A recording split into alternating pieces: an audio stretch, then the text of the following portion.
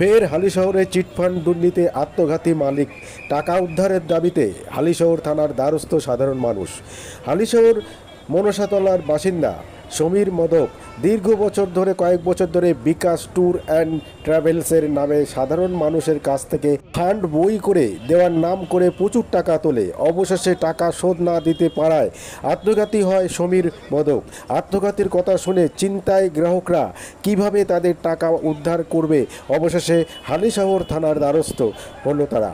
আপনারা দেখছেন news Nadia express. চ্যানেলটিকে সাবস্ক্রাইব, লাইক, শেয়ার এবং ফেসবুক পেজটি ফলো করুন আর দেখুন নিউজ নদিয়া এক্সপ্রেস।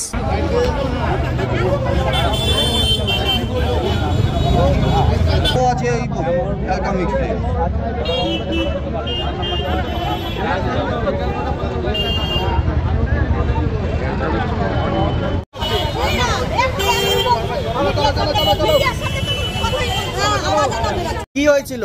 বিকাশে টাকা রেখেছিল, উনি হঠাৎ করে শুনলাম সুসাইড করেছে।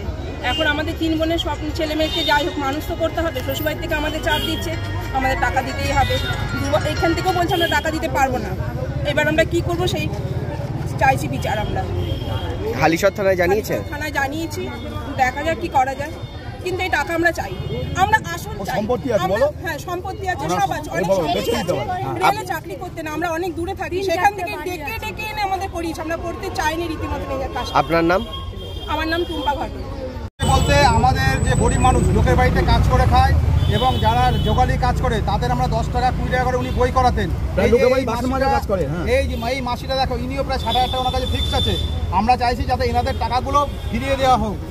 আর ওই যে ছেলেটা আর বউটা না, কয়েকদিন আগে ওনাদের বাগমার যে ফ্ল্যাট আছে ওইখানে ওরা 2 নম্বরই ব্যবসা করতো মেয়ে। কে করিয়েছিল এগুলো আপনাদের? হ্যাঁ, আমাদের করেছিল বলে যে লোক। উনি কোথায়? উনি এখন সুসাইড করেছেন, মারা গেছেন। আর উনি এমন চালাক লোক যে নিজের সব কিছু সব বইয়ের নামে সম্পত্তি সব করে দিয়েছে। কতটা অনেক ক্ষেত্রে আমাদের রাস্তাটা ঘুরে হয়ে গেছে। আমাদের থেকে মেন কথা যে বয়স্ক মানুষগুলো দেখেন তাদের টাকা পয়সা। আপনার নাম? যে চিটফান্ডে টাকা রেখে বিকাশ ট্যুর অ্যান্ড ট্রাভেলস। আপনার নাম? আমার নাম দীপঙ্কর ব্যাপারী।